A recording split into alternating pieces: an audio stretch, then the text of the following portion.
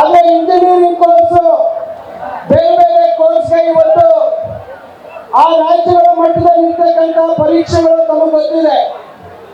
ಇದು ನಾವು ನಮ್ಮ ರಾಜ್ಯದಲ್ಲಿ ಇರ್ತಕ್ಕಂಥ PUC ಅಥವಾ 11ನೇ ಮತ್ತು 12ನೇ ತರಗತಿಯ ಫಲಿತಾಂಶ ಅದರ ಅಂಕಗಳು ಇವತ್ತು ಅದನ್ನು ಪರಿಗಣನೆಗೆ ತಂದುಕೊಳ್ಳುವುದಿಲ್ಲ. ಕೇವಲ ನೀಟ್ ಪರೀಕ್ಷೆಯ ಅಂಕಗಳ ಮೇಲೆ ಇವತ್ತು ವೈದ್ಯಕೀಯ ಸೀಟನ್ನು ಕೊಡ್ತಕ್ಕಂಥ ವ್ಯವಸ್ಥೆ ಜಾರಿ ಆದಮೇಲೆ ಇಡೀ ದೇಶದಲ್ಲಿ ಒಂದು ದೊಡ್ಡ ಬದಲಾವಣೆ ನಾವು ನೋಡಿದ್ವಿ. ಏನಂದ್ರೆ ನೀಟ್ಗಾಗಿ ಪ್ರತ್ಯೇಕವಾಗಿ ಕೋಚಿಂಗ್ ಸೆಂಟರ್ಗಳು ಪ್ರಾರಂಭ ಆಗಿರ್ತಕ್ಕಂಥದ್ದು. ನಾಯಿ ಕೊನೆಗಳಂತೆ ಇಡೀ ದೇಶದಲ್ಲಿ ಕೋಚಿಂಗ್ ಸೆಂಟರ್ಗಳು ಪ್ರಾರಂಭ ಆಗಿದೆ. ಬಹಳಷ್ಟು ಜನ ಮಕ್ಕಳು ವೈದ್ಯಕೀಯ ಸೀಟು ಅಥವಾ ವೈದ್ಯಕೀಯ ಶಿಕ್ಷಣ ಪಡೆಯಲೇಬೇಕು ಅಂತಕ್ಕಂಥ ದೃಷ್ಟಿಯಲ್ಲಿ ಅವರು 1 ವರ್ಷ ಅವರು PUC ಅಥವಾ 12ನೇ ತರಗತಿ ಆದ್ಮೇಲೆ ಹಗಲು ರಾತ್ರಿ ಆ ನೀಟ್ ಕೋಚಿಂಗ್ ಸೆಂಟರ್ ಅಲ್ಲಿ ಸಮಯವನ್ನು ಕಳೀತಾ ಇರ್ತಕ್ಕಂಥದ್ದನ್ನ ನಾವು ನೋಡ್ತಾ ಇದ್ದೇವೆ. ಕೆಲವರು ಈಗಾಗಲೇ ಶರಣಪ್ರಕಾಶ್ ಹೇಳಿದ್ರು 1,27,000 ಸೀಟು ಮೆಡಿಕಲ್ ಸೀಟ್ ಇವತ್ತು ದೇಶದಲ್ಲಿದ್ರೆ 22 ಲಕ್ಷ ಜನ ವಿದ್ಯಾರ್ಥಿಗಳು ಇವತ್ತು ಪರೀಕ್ಷೆಯನ್ನ ಬರೀತಾ ಇರ್ತಕ್ಕಂಥದ್ದು ಆಗ್ತಾ ಇದೆ. ಎಷ್ಟು ದೊಡ್ಡ ಮಟ್ಟದಲ್ಲಿ ಇವತ್ತು ವೈದ್ಯಕೀಯ ಶಿಕ್ಷಣದ ಬಗ್ಗೆ ಮಕ್ಕಳು ತಮ್ಮ ಶ್ರಮ ಹಾಕ್ತಾರೆ ಅಂತಕ್ಕಂಥದ್ದನ್ನ ನಾವು ಗಮನಿಸಬೇಕು. ಏನು ಇತ್ತೀಚೆಗೆ ಬಂದಿರ್ತಕ್ಕಂಥ ವರದಿ ನೋಡಿದಾಗ ಯಾರು ಕೋಚಿಂಗ್ ಸೆಂಟರ್ ಅನ್ನ ನಡೆಸ್ತಾರೆ ಇವತ್ತು ಅವರು ಈ ಪ್ರಶ್ನೆ ಪತ್ರಿಕೆ ಸೋರಿಕೆಯಲ್ಲಿ ಭಾಗಿಯಾಗಿರ್ತಕ್ಕಂಥದ್ದು ವಿಚಾರ ತಮಗೆ ಗೊತ್ತಾಗ್ತಾ ಇದೆ. ಇದು ದೊಡ್ಡ ದಂಧೆ ಆಗಿದೆ. ಇವತ್ತು ಕೋಚಿಂಗ್ ಸೆಂಟರ್ಗಳನ್ನ ನೋಡಿದಾಗ ಇದು ದೊಡ್ಡ ದಂಧೆಯಾಗಿ ಪರಿವರ್ತನೆ ಆಗಿದೆ. ನಾನು ಹೇಳುವಂಥದ್ದಿಷ್ಟೇ, ಏನು ಹಿಂದೆ ವ್ಯವಸ್ಥೆ ಇತ್ತು, ಯಾವ ರೀತಿ ಆ ರಾಜ್ಯಗಳಿಗೆ ಪರೀಕ್ಷೆ ಮಾಡ್ತಕ್ಕಂಥ ಜವಾಬ್ದಾರಿ ಇತ್ತು, ಆ ಜವಾಬ್ದಾರಿಯನ್ನ ಪುನರ್ ಸ್ಥಾಪನೆ ಮಾಡಬೇಕಾಗುತ್ತೆ.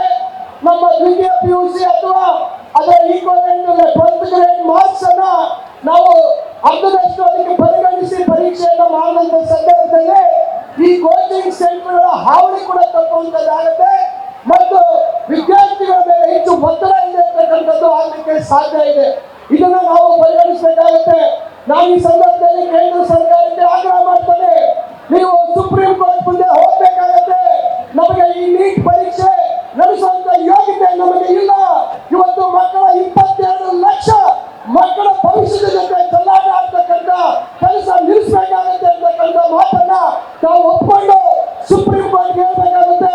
ಇದು ಆ ರಾಜ್ಯಗಳಿಗೆ ಜವಾಬ್ದಾರಿ ಕೊಡಬೇಕು ಅಂತಕ್ಕಂಥದ್ದು. ನಾನು ಯಾಕೆ ವಿಚಾರ ಹೇಳ್ತಾ ಇದ್ದೀನಿ ಅಂತಕ್ಕಂಥದ್ದನ್ನ ನೀವು ಅರ್ಥ ಮಾಡ್ಕೋಬೇಕು. ಮೊನ್ನೆ ಏನು ನಮ್ಮ CET ಪರೀಕ್ಷೆ ಆಯ್ತು, ಯಾವ ಕೆಲವರು ಮನಸ್ಥಿತಿ ಸರಿದೆ ಅಂತಕ್ಕಂಥವರು 1-2-3 ಕೇಂದ್ರದಲ್ಲಿ ಸುಮಾರು 745 ಕೇಂದ್ರಗಳಲ್ಲಿ CET ಪರೀಕ್ಷೆ ಆಯ್ತು ರಾಜ್ಯದಲ್ಲಿ. 1-2-3 ಕೇಂದ್ರಗಳಲ್ಲಿ ಒಂದು ಮನಸ್ಥಿತಿ ಇಲ್ಲದೆ ಇರ್ತಕ್ಕಂಥವರು ಜನಿವಾರ ತೆಗೆಸ್ಬಿಟ್ರು. ಕೆಲವರಿಗೆ ಒಂದು ಕಡೆ ನಿಜವಾಗಿರ್ತಕ್ಕಂಥ ವಿದ್ಯಾರ್ಥಿಗಳಿಗೆ ಪರೀಕ್ಷೆ ಬರೆಯುವಂತದಕ್ಕೆ ಅಡಚಣೆ ಆಯ್ತು. ಯಾವ ರೀತಿ ಬೊಬ್ಬೆ ಹೊಡೆದ್ರು BJP ಅವರು ಅಂತಕ್ಕಂಥದ್ದನ್ನ ನಾವು ಗಮನಿಸಬೇಕು. ಯಾವೆಲ್ಲ ಆರೋಪಗಳು ನಮ್ಮ ಸರ್ಕಾರದ ಮೇಲೆ ಮಾಡಿದ್ರು ಅಂತಕ್ಕಂಥದ್ದನ್ನ ನೀವು ಗಮನಿಸಬೇಕು. ಇವತ್ತು 22 ಲಕ್ಷ ಮಕ್ಕಳ ಮಾನಸಿಕ ಪರಿಸ್ಥಿತಿ ಏನು ಅಂತಕ್ಕಂಥದ್ದನ್ನ ಇವರು ಅರ್ಥ ಮಾಡ್ಕೋಬೇಕಾಗತ್ತೆ. ಇವರೇ ನಡೆಸಿದಂತ ರೈಲ್ವೆ ಪರೀಕ್ಷೆಯಲ್ಲಿ ಮಂಗಲ ಸೂತ್ರವನ್ನು ಬಂದಿರ್ತಕ್ಕಂಥ ಉದಾಹರಣೆ ತಮ್ಮ ಮುಂದೆ ಇದೆ. ಇವತ್ತು ಅವರು ಯಾವುದೇ ಪರೀಕ್ಷೆಗಳು ಮಾಡಲಿ, ಏನೇ ಅನಾಹುತಗಳಾಗಲಿ, ಅದು ಯಾವುದೋ ಅದರಲ್ಲಿ ತಪ್ಪಿಲ್ಲ, ಏನ್ ಮಾಡಿದ್ರು ಸರಿ ಅಂತಕ್ಕಂಥ ಅಹಂಭಾವದಲ್ಲಿ ಇರ್ತಕ್ಕಂಥವ್ರನ್ನ ನೀವು ಗಮನಿಸಬೇಕು. ಅದರಿಂದ ನಾನು ಇವತ್ತು ಆಗ್ರಹ ಮಾಡ್ತೇನೆ, ಇವತ್ತು 22 ಲಕ್ಷ ಮಕ್ಕಳನ್ನ ಇವತ್ತು ಮತ್ತೆ ಪರೀಕ್ಷೆ ಬರೀತಕ್ಕಂಥ ಪರಿಸ್ಥಿತಿ ಯಾವ ರೀತಿ ನಿರ್ಮಾಣ ಆಗ್ಬೋದು, ಅವರ ಮಾನಸಿಕ ಒತ್ತಡ ಯಾವ ರೀತಿ ಇರ್ಬೋದು ಅಂತಕ್ಕಂಥದ್ದನ್ನ ನಾವು ಯೋಚನೆ ಈ ಸಂದರ್ಭದಲ್ಲಿ ಹೇಳ್ತಾ ಮಾತಾಡ್ತಕ್ಕಂಥವ್ರು ಹೆಚ್ಚು ಜನ ಇರೋದ್ರಿಂದ ನಾನು ತಮ್ಮೆಲ್ಲರೂ ವಿನಂತಿ ಮಾಡಿಕೊಳ್ತಾರೆ, ಈ ಹೋರಾಟ ಇಲ್ಲಿಗೆ ನಿಲ್ಲಬಾರ್ದು. ಮತ್ತೆ ಹಳೆ ಪದ್ಧತಿ, ಹಳೆ ವ್ಯವಸ್ಥೆ ಆ ರಾಜ್ಯಗಳಿಗೆ ಕೊಟ್ಟಂತ ಪಕ್ಷದಲ್ಲಿ ಯಾವ್ದಾದ್ರು ಒಂದು ರಾಜ್ಯದಲ್ಲಿ ವ್ಯತ್ಯಾಸ ಆದ್ರೆ ಆ ರಾಜ್ಯಕ್ಕೆ ಸೀಮಿತವಾಗಿ ತೊಂದರೆ ಆಗುತ್ತೆ ಬಿಟ್ರೆ ಇಡೀ ದೇಶದ ಎಲ್ಲಾ ಮಕ್ಕಳಿಗೂ ತೊಂದರೆ ಆಗತಕ್ಕಂಥದ್ದು ತಪ್ಪಿಸುವಂಥದ್ದು ಸಾಧ್ಯ ಆಗುತ್ತೆ ಅಂತಕ್ಕಂಥ ಮಾತನ್ನ ಈ ಸಂದರ್ಭದಲ್ಲಿ ಹೇಳಿ ಬಯಸ ಈಗಾಗಲೇ ನಾನು ಮತ್ತು ವೈದ್ಯಕೀಯ ಶಿಕ್ಷಣ ಸಚಿವರು ಈಗಾಗಲೇ ಬೆಳಗ್ಗೆ ಸಭೆಯನ್ನ ಮಾಡಿ ಬಂದಿದ್ದೇವೆ. ಏನು 2023ರಿಂದ ವೈದ್ಯಕೀಯ ಶಿಕ್ಷಣ ಮತ್ತು ಇತರ ಎಲ್ಲ ಕೌನ್ಸಿಲಿಂಗ್ ಒಟ್ಟಿಗೆ ಮಾಡ್ತಾ ಇದ್ವಿ.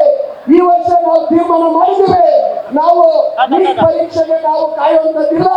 ನಾವು ವಿದ್ಯಾರ್ಥಿಗಳ ಹಿತದೃಷ್ಟಿಯಿಂದ ನಾವು ನಮ್ಮ ಕೌನ್ಸಿಲಿಂಗ್ ಪ್ರಕ್ರಿಯೆಯನ್ನ ಪ್ರತ್ಯೇಕವಾಗಿ ನಾವು ನಮ್ಮ ಇಂಜಿನಿಯರಿಂಗ್ ಮತ್ತು ಬೇರೆ ಕೋರ್ಸ್ಗಳಿಗೆ ಪ್ರಾರಂಭ ಮಾಡಬೇಕು ಅಂತಕ್ಕಂಥ ತೀರ್ಮಾನ ಮಾಡಿದ್ದೀವಿ ಅಂತ ಮಾತನ್ನ ಹೇಳಿ ಇವತ್ತಿನ ಯುವ ಕಾಂಗ್ರೆಸ್ ಹೋರಾಟ ಮತ್ತಷ್ಟು ಬಲಗೊಳ್ಳಬೇಕು ಅಂತಕ್ಕಂಥ ಮಾತನ್ನ ಹೇಳಿ ಈ ಒಂದು ಕಾರ್ಯಕ್ರಮ ಯಶಸ್ವಿಗೆ ಕಾರಣಕರ್ತರಾಗಿರ್ತಕ್ಕಂಥ ತಮಗೆಲ್ಲರೂ ನನ್ನ ನಮಸ್ಕಾರವನ್ನು ತಿಳಿಸಿ ನನ್ನ ಮಾತು ಮುಗಿಸ್ತೇನೆ.